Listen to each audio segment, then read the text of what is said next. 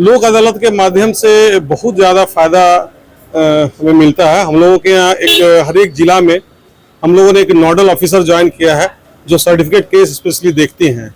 यहाँ पर भागलपुर में कुणाल कुमार हैं और जब से हम लोगों ने ये काम स्टार्ट किया है काफ़ी फ़ायदा मिलता है और बहुत सपोर्ट है। यहाँ पर जो सर्टिफिकेट केस के क्रम में या और भी किसी तरह के इसमें कोर्ट का बहुत ज़्यादा सपोर्ट है। और आप जानते हैं कि भागलपुर, बांका, नौगछिया, कहलगांव और मुंगेर ये इतने सारे जगह पर भागलपुर रीजन के 3 डिस्ट्रिक्ट हैं यहाँ पर क्या कहते हैं लोक अदालत का कार्यक्रम होता है। और ये बेहद हम लोग को इंतजार रहता है इसका। और हम लोग जो अपना एनपीए रिडक्शन कर पाते हैं, हमें ऐसा लगता है कि उसका 25% रिडक्शन एनपीए का वो लोक अदालत के माध्यम से होता है। कब होना है इस बार और किन किन मामलों का निपटारा किया जाएगा? 13 जुलाई को होना है। मेरे यहाँ मैक्सिमम वैसे ही खाते हैं जो लोन खाते जिसमें कोलेटरल सिक्योरिटी नहीं है, मुख्य रूप से वैसे ही खाते का निष्पादन होना है। उसमें कुमार घोष है, मैं एजीएम हूँ यहाँ पे और भागलपुर में रीजनल मैनेजर के पद पर पदस्थापित हूँ। जुलाई को राष्ट्रीय लोक अदालत का आयोजन किया गया है और इसको हमें अधिक से अधिक सफल बनाना है। और आज हरी झंडी ग्रामीण दक्षिण ग्रामीण बैंक के द्वारा जो है हरी झंडी दिखाई गई है, जिससे माइकिंग सिस्टम को बढ़ावा मिलेगा और अधिक से अधिक ग्रामीण क्षेत्र के केस जो है डिस्पोजल हो पाएंगे। कितने गाड़ियों? आज 2 गाड़ियों को रवाना किया गया है। कौन कौन? आज कार्यक्रम के दौरान हमारे माननीय जिला सत्र न्यायाधीश एडीजे साहब, सीजीएम साहब और आरएम साहब और मैं डीएलएससी सेक्रेटरी खुद यहाँ मौजूद होकर गाड़ी को हरी झंडी दिखाई गई। धन्यवाद। मेरा नाम नूतन कुमारी है, मैं डीएलएससी सेक्रेटरी भागलपुर। जो भी वार्ड पार्षद हैं, जो भी मुखिया जी लोग हैं, साथ ही साथ स्थानीय जो भी यहाँ पे लोग जन हैं उनके साथ बैठक की और विभिन्न चीज़ों पे चर्चाएं हुई। उनके द्वारा जो भी इनपुट्स दिए गए हैं उसको हम लोग कंसिडर करेंगे और इससे हम लोग को भी मेले को शांतिपूर्वक और सफलतापूर्वक आयोजन कराने में मदद मिलेगी।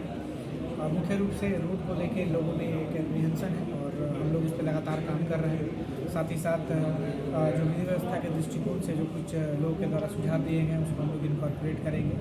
और इसके अलावा कांवरियों को और क्या विशेष व्यवस्थाएँ करवाई जाएंगी उस पर भी लोगों ने अपने अपने विचार रखे हैं, उसको भी हम लोग देखेंगे और उसको इम्प्लीमेंट कराने की कोशिश करेंगे। सर, साकुड़ रोड की जो है मुख्य रोड जो बास्कीनाथ जाती है वो जर्जर स्थिति में हाँ, पूरा हम लोग को भी जानकारी में है।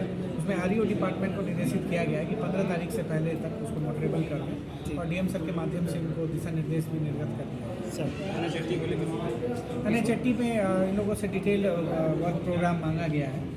चूँकि अब पीक्यूसी करने का तो समय नहीं है, लेकिन उनके द्वारा डीएलसी किया जाएगा और जो जहाँ भी फ्लैंक्स हैं, जहाँ भी हाफ रोड है उसको भी फिल करके हम लोग मोटरेबल करके रखेंगे ताकि किसी भी प्रकार की एक्सीडेंट होने की भी संभावना न रहे। सर, पिछले बार 2 वर्ष का मेला था, इस बार एक वर्ष का है, भीड़ बहुत ज़्यादा होगी। हाथरस की घटना को देखते हुए इस बार क्या कुछ बदलाव जिला प्रशासन करने का? अच्छा आपने पूछा।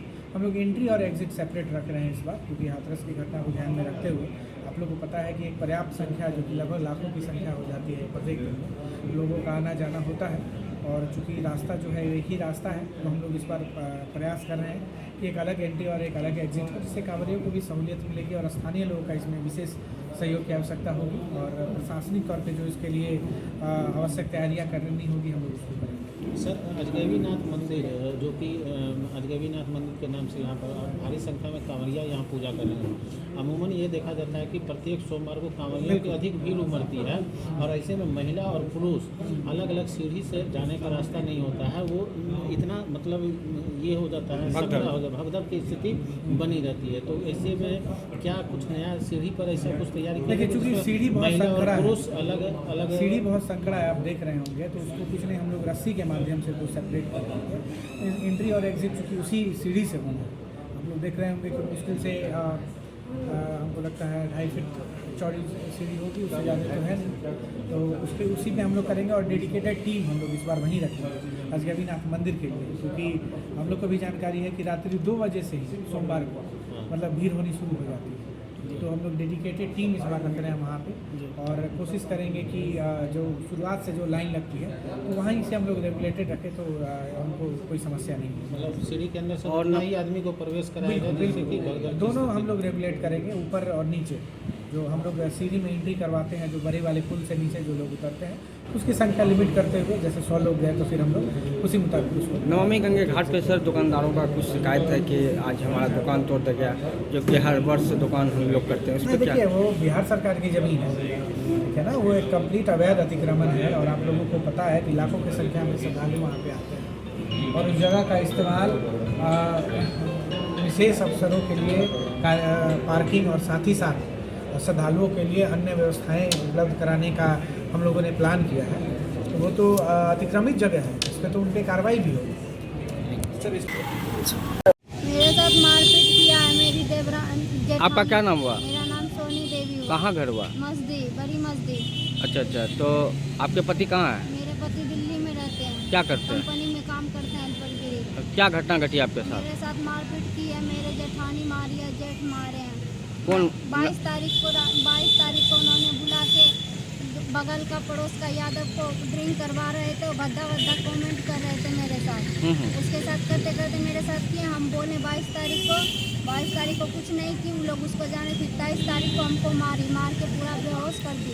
कौन मारा? नीलम झा, पूजा देवी, सोहन झा, उसके बाद कुसुम कुमारी, कामना कुमारी, पूरा हमको मार के बेहोश कर दी थी। मेरी बेटी गई वहाँ बगल वाली बड़ी मम्मी को बुला के लाई, उन्होंने पानी उनी छीट के हमको बेहोश कर दिया था, तो होश में लाई वो। उसके बाद हम उसी का फ़ोन से 112 पे फ़ोन किए हैं, तो 112 हमको वहाँ से लेकर आए, थाना पे भी छोड़े हैं और थाना से भी 112 ही हमको ब्लॉक वहाँ अस्पताल में छोड़े। अस्पताल से हमको रेफर कर दिया गया मायागंज से हम आए थे, यहाँ थाना में आवेदन वगैरह दिए हैं सर के पास, पर कोई कार्रवाई नहीं हो रहे हैं। कितने दिन बीत गया? 23 तारीख को ही दिए हैं, 14 दिन हो गए हैं आज, कोई कार्रवाई नहीं हुआ? कोई कार्रवाई नहीं हुआ है। वो लोग क्या धमकी देता है? वो लोग धमकी देता है, क्या करता है? अगर आगे कुछ करेगी तो और मारी, जब जाएंगे वहाँ थाना जाना ही है, जेल तो मार देंगे तुमको, तभी जाएंगे। वो लोग बोलता है? हाँ, वो लोग धमकी देती है। गोतनी लोग? हाँ, गोतनी लोग। कहाँ घर हुआ आपका? मस्जिद। कौन सा बड़ी मस्जिद, वार्ड? 4। क्या नाम बताए? सोनी देवी। 17वां वन महोत्सव कार्यक्रम के अवसर पर आज हम लोगों ने CTS नाथनगर से इस कार्यक्रम की शुरुआत की है और हम लोगों ने आज ही IIIT को भी कार्यक्रम की शुरुआत किया है। इसमें मैं सभी लोगों से यही अपील करना चाहूँगा कि हमारे परिवार में जितने भी सदस्य हैं, हम उनके नाम पे पेड़ तो लगाएं और जब भी उनका बर्थडे हो तो उस बर्थडे पे भी हम पेड़ लगाएं। खास करके हम समस्त बेटियों के नाम पे हम पेड़ लगाना चाहते हैं, क्योंकि बेटियां तो हमारे घर से बाहर चली जाती हैं, लेकिन उसकी छाया, पेड़ की छाया, पेड़ का फल उस बेटी का हमेशा हमें याद दिलाता रहे। साथ ही उन बुज़ुर्गों के नाम पे हम पेड़ लगाना चाहते हैं कि एक समय में सबको दुनिया से जाना है, यदि वो चले भी जाएँ दुनिया से तो उसका फल से हमें उस पुरखों की याद रहे और इस याद को हम लोग संजोएं। और आप जानते हैं कि वन का प्रतिशत खास करके बिहार में बढ़ाए जाने की बहुत आवश्यकता है और हमारा वन प्रतिशत विभाजन के बाद बिहार का काफ़ी कम गया है और हम लोगों ने मेहनत भी किया है। तो वन हम लोग लगाएं भी, पेड़ लगाए भी और पेड़ की रक्षा करें और एक एक पेड़ का एक एक व्यक्ति जवाबदेही ले, चाहे कुछ भी हो जाए, इस पेड़ को हमें जिंदा रखना है, इस पेड़ को हमें फ्लोरिश कराना है। के अवसर पर यह कार्यक्रम जो है आयोजित किया गया था और जैसा कि आप जानते हैं कि वनों का क्षेत्रफल घट करके 24% तक सीमित हो गया, जबकि यह मिनिमम 33% होना चाहिए। तो इसकी महत्ता इसी से स्पष्ट है और इस कार्यक्रम को आगे बढ़ाने के लिए इसमें सभी को भाग लेना होगा, सबको आगे आना होगा। हर घर में हर आदमी एक एक पेड़ यदि लगा ले, यह गांठ बांध कर ये कर ले कि इस पेड़ को हमें बचा करके रखना है, तो निश्चित रूप से हम काफ़ी दूरी तय कर पाएंगे। और आज यही संकल्प लेकर के आगे बढ़ने का समय है, ताकि जिन असमानता, जलवायु की जिन असमानताओं का आज हम सामना कर रहे हैं, तो आने वाले भविष्य के लिए वह हमें और अपने आने वाले बच्चों के लिए एक बेहतर भविष्य दे सकें।